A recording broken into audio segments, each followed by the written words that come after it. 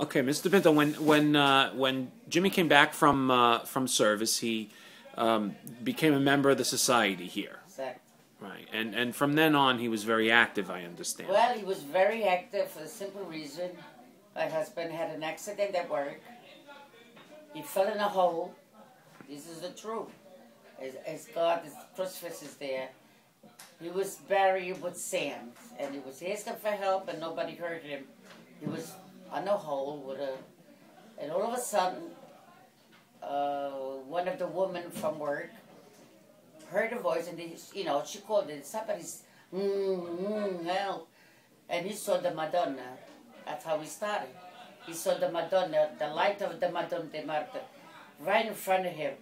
He always said it was a light, just her inside.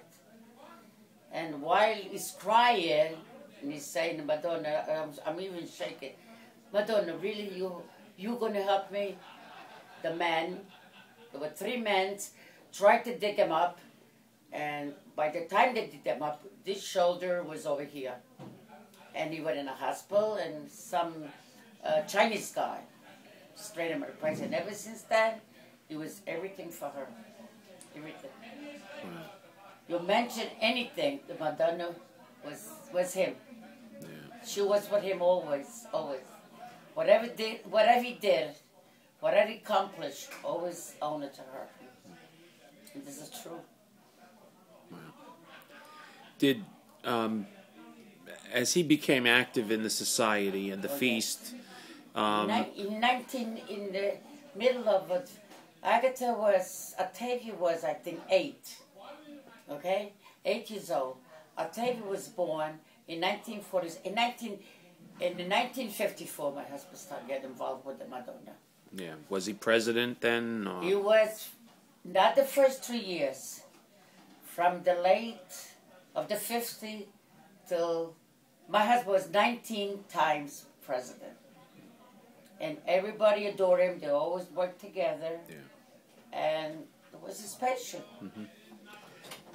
You are the matriarch of 3 generations of this feast, and what does the feast mean to you and your family? Every year we have our little ceremonies that most of the public never see, and one of the things that we all love is the president entering the feast, and it's always done at your house, and we have a little brindisi.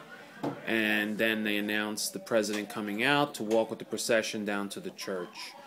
And all of your family is involved and has been. And the good soul Aldo, your son, was president of the feast, president of the club, and now Lenny also, and now even your grandson is involved. So what does this mean to your whole entire family? Well, it means the word to us. Because what my husband taught of the Madonna and what my husband did for the Madonna, it was not money involved. It was the heart and soul that he put for her. Everything he did he thought it was his ability that he could do that. And all his family followed his footsteps because they all came involved. And till today, Madonna de Marte is always #1 for all of us. Mm-hmm. That goes for me too. Everything that happens to me, and I talk to her, for some reason or other, I could swear with my hands on fire, I succeed. Whether it's her, or whether it has to be that way, but I don't know. But I know I have a lot of trust in the Madonna de Marte because we were brought up. For all the years I know the Madonna, for my husband, was his family, his mother, and was everything. And all his son-in-law, seeing what he did, and what he accomplished, the son-in-law and the daughters, they followed their footsteps. Now, on feast day, your whole family gets together at your house. It's a big day, one of the biggest days of the year. It is. And not just for your immediate family. I see a lot of family from all sides. Do they all come to your house on that day? Yes, and they all come. Is that like the tradition? I was just going to say it's a tradition.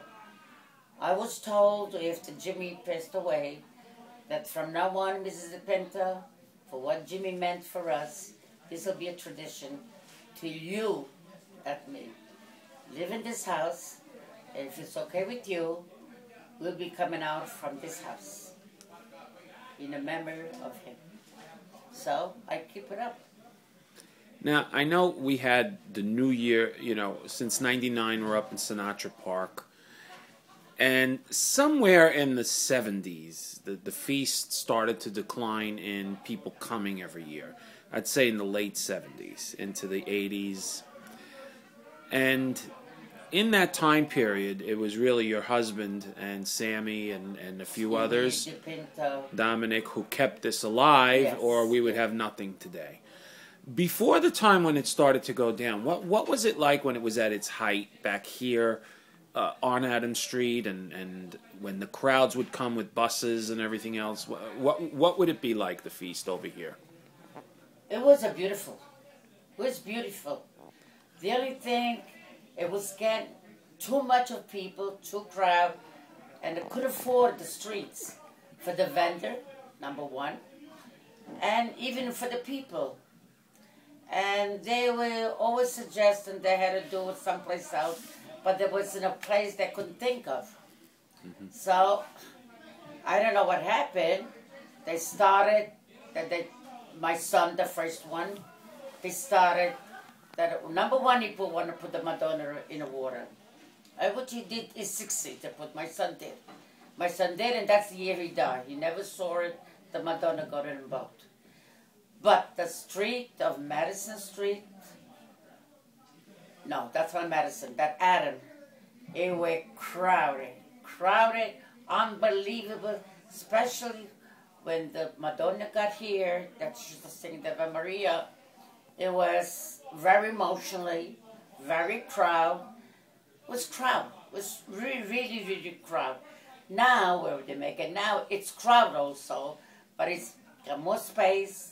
It's not as close as it used to be here, but it was always been a beautiful feast. Beautiful. What kind of entertainment did they have years ago?